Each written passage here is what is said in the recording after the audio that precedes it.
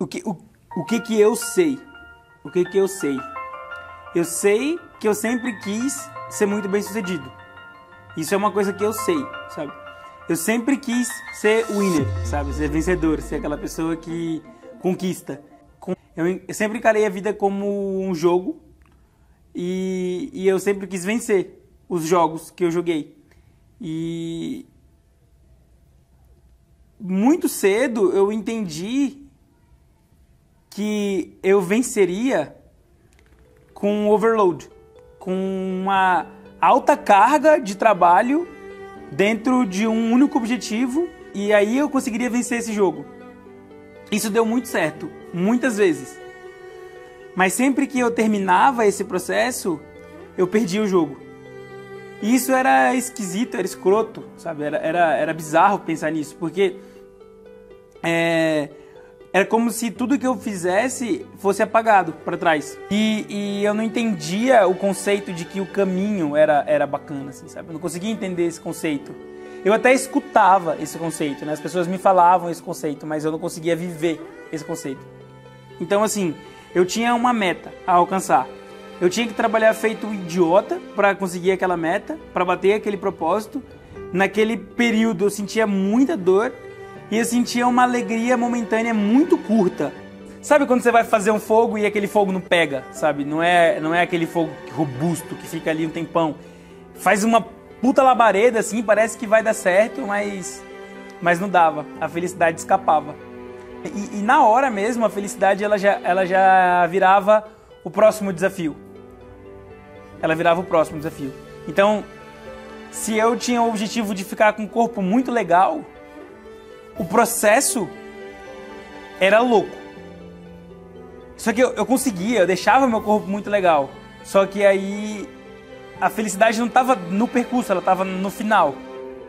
E aí, bum, a felicidade vinha, só que não vinha. Eu falava, cara, e agora? Agora é dinheiro. Então eu vou ganhar dinheiro.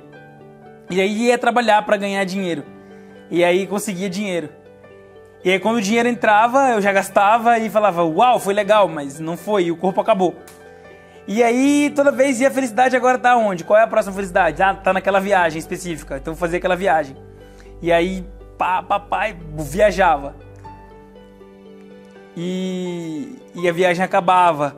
Então, toda a vida eu fiquei correndo atrás do próximo sorriso, assim, sabe? E no meu caso, por eu ser extremamente competidor, isso era mais bizarro ainda quando eu olhava para as tartarugas em volta de mim e via que elas tinham passado da lebre, assim, sabe? Eu sempre me vi como uma lebre, tipo, naquele dilema da tartaruga e da lebre. Depois eu aprendi um pouco diferente, né? Mas naquele momento eu me via como uma lebre, tipo, corria pra caramba e um monte de amigo tartaruga atrás. E todas as vezes meus amigos tartaruga eles me passavam, porque eles eram consistentes. E o ponto da virada mesmo, quando eu percebi essa merda que eu tava fazendo comigo, foi quando eu entendi o porquê eu fazia isso. Na minha construção de consciência mesmo, de indivíduo, era mega importante que eu fosse destaque. Eu ser destaque, que bizarro que é isso, eu ganharia o carinho das pessoas que eram importantes pra mim. E naquele momento específico que aquela criança se construiu, foi o meu pai, assim. Eu via meu pai como um cara muito inteligente, como um cara... Eu não sei se toda criança sente isso, mas meu pai era meu herói. E eu queria estar próximo do meu herói. E aquela criança entendeu e trouxe aquilo pro inconsciente dela, que para eu conseguir a atenção do meu herói, eu preciso ser parecido com ele, de alguma forma. Só que não parecido de verdade, mas parecido de mentira, parecido dentro daquela construção que eu criei daquele herói. Então, na minha cabeça, totalmente inconsciente, eu não tinha domínio sobre aquilo, eu simplesmente agia para o agradar. Só que, de novo, com os meus filtros, né, com a minha percepção. Então eu precisava ser inteligente. Se eu era ou se eu não era inteligente, isso era irrelevante. Porque eu só precisava acreditar que eu era inteligente. Então, se por um acaso eu não fosse mais inteligente que você, sabe? Eu tinha que te diminuir, de alguma forma. Só que isso não era o Felipe racional de 20 e poucos anos pensando.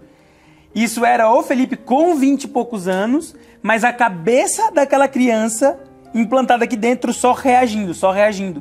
Então, muitas vezes eu era escroto com alguém, sem entender que eu era escroto com alguém, só para aquela pessoa cair, eu enxergar nela a escassez, sendo que aquela pessoa era abundante, sendo que eu podia aprender com aquela pessoa.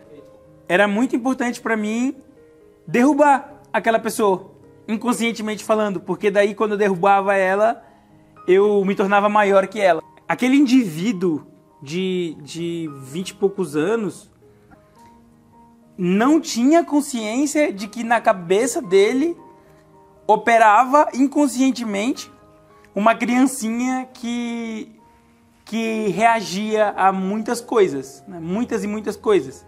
Então, se eu convivesse com alguém mais virtuoso que eu, automaticamente o meu pai amaria aquela pessoa, não a mim. E isso trouxe problemas gigantescos na minha construção de indivíduo. Não existe um cenário onde você evolui sendo a pessoa mais inteligente. Você precisa da experiência do planeta para você devolver para o planeta. Você precisa de outros indivíduos operando em conjunto com você, não para você ter sucesso. O sucesso não se faz sozinho. Não tem esse negócio de lobo solitário dentro do sucesso. Não tem nenhum nome no mundo, no planeta, que revolucionou causas, ou que fez coisas incríveis, ou que conquistou coisas incríveis, ou até mesmo um atleta olímpico, medalha de ouro no esporte individual, ele não está sozinho. Ele tem uma legião de pessoas que proporcionaram para ele aquele momento dentro daquele palco, sabe? Dentro daquele pódio. Ele teve mentores, ele teve instrutores, ele teve nutricionista, ele teve psicólogo, ele teve uma staff inteira cuidando para que ele pudesse brigar a guerra dele e subir no palco, né? E subir no pódio e levar a medalha de ouro, assim.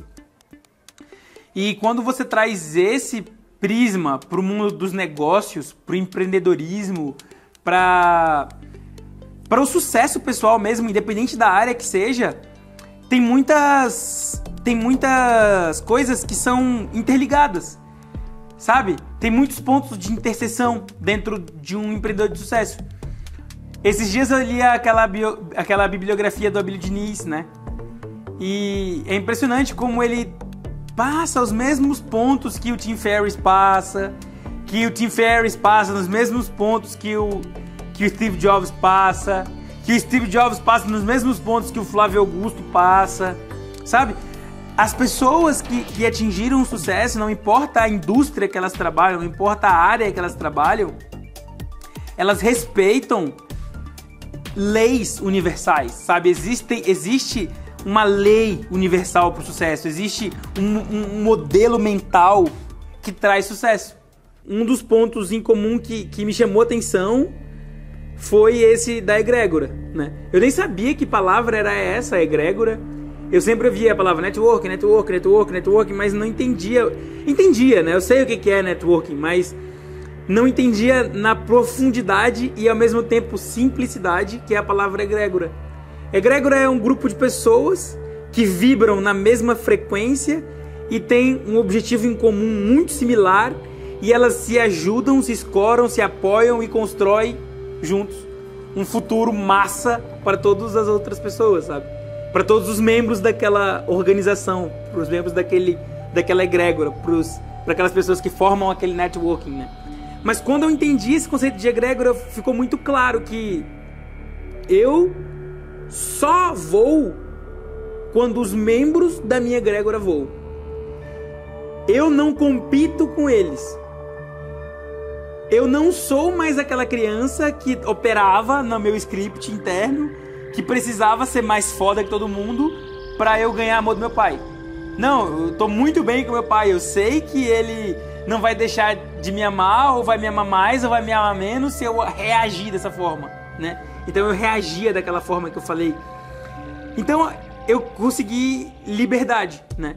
Quando eu fiz o curso de inteligência emocional lá em Las Vegas, 2016, 2017, na Choice Center Leadership University, o meu contrato, o final, sabe? Quem eu me formei, da parte mais apagada que eu era internamente, era uma pessoa amigável, amável, livre e apaixonada pela vida, pelas coisas, sabe? Isso tudo tava apagado na minha essência, né? As amizades, elas estavam apagadas porque elas eram... Primeiro que eu passei por um processo de falha muito incrível, né? Eu me quebrei muito, eu ruí mesmo, né? Em um dado momento da minha vida, eu queria mesmo o fim, né? Porque eu me vi muito distante dos meus sonhos e eu tava no bottom, tipo, tava no fundo do poço e eu não me via lá, no início de conversa, né? Não era um cenário que eu me imaginava ali no fundo do poço e eu não queria ficar ali. Então, por isso que eu queria que acabar. Então, as amizades eram algo tóxicas para aquela pessoa. Por isso que eu me isolei muito, né? Porque todos os meus amigos me venceram quando eu estava no fundo do poço. E aquilo, naquele momento, eu ainda não tinha consciência sobre esse meu ser interno. Então, como que eu ia surgir para os meus amigos? Eu surgir para eles seria algo que ia fazer aquela criança, que não era mais uma criança, mas que operava como uma criança, deixar de ser amada mais do que ela já não estava sendo, porque eu estava num processo de ruptura familiar mesmo, assim, sabe? Eu estava muito distante dos meus pais, morando em uma outra cidade, sem grana naquele momento, só com dívidas, e como que eu ainda ia me aproximar de amigos antigos, né? Mas foi uma distância que eu empurrei eles totalmente inconsciente. Eu não tinha consciência disso. Eu só consegui ter esse tipo de consciência, só consegui perceber isso tudo olhando internamente mesmo. Como eu opero, por que eu opero, por que eu reajo, olhando as minhas reações, sabe? E quando eu olhei para os lados e comecei a ver, tá, quem que ganha, quem que ganhou, como eles ganharam, sabe? Como que eles fizeram? Foi quando eu comecei a perceber o quão idiota eu tava sendo jogando aquele jogo que eu jogava. Primeiro, aquele jogo de extremidade, né? E segundo, aquele jogo de que eu vou vencer e para eu vencer você vai ter que perder, porque não cabe nós dois. Ou eu ganho ou tu perde. Não tem meio termo, né? Eu não podia perder de ninguém. Se eu fosse perder pra alguém, eu tinha que derrubar aquela pessoa, sabe? Era nesse nível sujo, dark mesmo, que a gente jogava, né? Eu me orgulho zero disso, sabe? Eu me orgulho zero. Isso não tem nada a ver com quem eu sou hoje. Isso não tem nada a ver com o que eu busco hoje. No meu delírio de morte tem o que eu deixei de fazer, sabe? O que eu deixei de fazer. E cara, é muito comum, sabe? Você vê histórias de pessoas que passaram por isso, sabe? E por que eu vou deixar de fazer alguma coisa? Por que eu vou viver no automático uma vida que é minha e é curta? É curta, pequenininha assim, sabe? Esses dias eu tava pensando sobre o efeito borboleta. Quando sei lá, eu faço uma coisa, que essa coisa tem um efeito em uma outra pessoa, que essa outra pessoa tem... Esse negócio tem efeito em outra, que tem efeito em outra. Então, uma simples pedrinha que você joga no lago, ela pode fazer aquele ripple effect, assim, e transformar o mundo. Metaforicamente, é óbvio, né? Não vamos mudar o mundo jogando uma pedrinha no lago.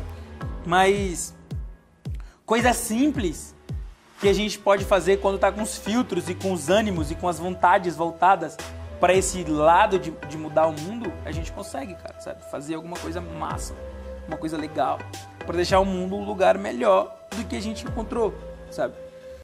E, poxa, eu olhando essas pessoas de sucesso e brigando por esse meu sucesso pessoal, eu encontrei muita coisa foda, saca? Eu encontrei muita gente foda, eu encontrei muitos cursos fodas, eu encontrei muito conhecimento massa e não tem como negar isso, sabe? Não tem como viver, tipo, olhando pro meu umbigo e brigando lá de ser egoístão e brigando lá com o meu ego e, sabe? Era tão bizarra essa briga com o ego que eu não queria nem enxergar as minhas falhas. Era muito mais prazeroso ignorar as minhas falhas, porque eu enxergar as minhas falhas e olhar pros meus defeitos era eu me mostrar vulnerável para as outras pessoas. Inclusive, literariamente, se você vai lá e lê Robert Greene, nos 48 Leis de Poder, cara, isso é burrice você fazer, sabe? Mas não é, velho. Não é burrice. As pessoas se conectam com as pessoas. As pessoas ajudam pessoas. As pessoas não constroem nada sozinho, sabe? Não tem essa de você mudar o mundo sozinho. Cara, o meu eu de hoje foi se transformando, né? Ao longo dos tempos. Eu lembro que assim que eu saí lá do Choice Center em Las Vegas, eu tracei um novo eu, assim, sabe? Muitas coisas fizeram sentido e eu passei a operar num ritmo diferente, de uma forma diferente, muito mais conectado com as pessoas, muito mais próximo delas, assim. E isso me trouxe coisas muito positivas, muito boas, muito gostosas. Mas esse ano eu tive a oportunidade de viajar para Charlotte, na Carolina do Norte, junto com a Suzana. E um novo eu nasceu, assim, sabe? Eu saí do poker, eu era jogador profissional de poker. Nesses quase 5 anos que eu joguei poker direto, de 2013 a 2018, muita coisa boa aconteceu. Muita coisa boa. Existem alguns sites que você pode olhar aí na internet. Tem o Pocket Fives, por exemplo. Em 5 anos de jogo, não que eu lucrei, mas que entrou, né, que eu movimentei, foram mais de 2,5 milhões de reais. Foram 700 mil dólares, sabe? Mais de 700 mil dólares. E tudo nasceu com um simples sonho, num dado momento da minha vida. E o ano passado foi muito mágico, assim, sabe? Eu consegui ficar em segundo lugar do campeonato mundial na internet, do W Cup. E, cara, só esse torneio deu quase 1 milhão de reais, sabe? Tipo, deu 268 mil dólares na época. E, cara, isso foi muito gostoso, muito bacana, sabe? Mas não tava mais conectado com a minha essência, sabe? Com o que eu tava fazendo pra minha vida, com o que eu queria pro meu futuro. Não é... It's not about the money, sabe? Tipo, não é pelo dinheiro. O dinheiro faz parte do processo. Eu gosto muito de dinheiro, eu tenho muitos sonhos financeiros, mas a mudança teve a ver com muitas coisas da minha vida, com muitas mudanças, com muitas transformações de vida, sabe? E quando eu me apossei desse pensamento vencedor, sabe? Desse pensamento winner mesmo, eu já não tinha mais medo, sabe? Eu já não tinha mais medo de me reinventar, de mudar.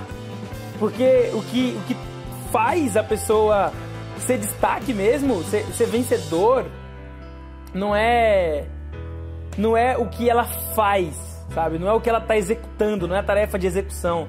É o mindset, sabe? É a transformação mesmo cerebral, é a mudança, é a forma de encarar como um vencedor o que faz. A gente estuda muito dinheiro, né? A gente tem algumas coisas sobre dinheiro aqui e a gente estava estudando os homens mais ricos do Brasil, né? Segundo a lista Forbes. E existem 42 bilionários no Brasil hoje. E um dos bilionários, cara, ele é bilionário vendendo suco de laranja, né? Então tem várias áreas, tem de tudo. Independente da tua área, tem sucesso pra você, sabe? Todo mundo consegue sucesso no que tá fazendo quando se apossa desse pensamento, sabe? Desse mindset vencedor, quando começa a enxergar as coisas de uma perspectiva diferente, sabe? E a gente se uniu, sabe? A gente conheceu muito dessa perspectiva. Ela não é a mais ideal do mundo, mas é a nossa. É o que nos dá tesão pra viver hoje. E, cara, a gente se ajuda o tempo todo,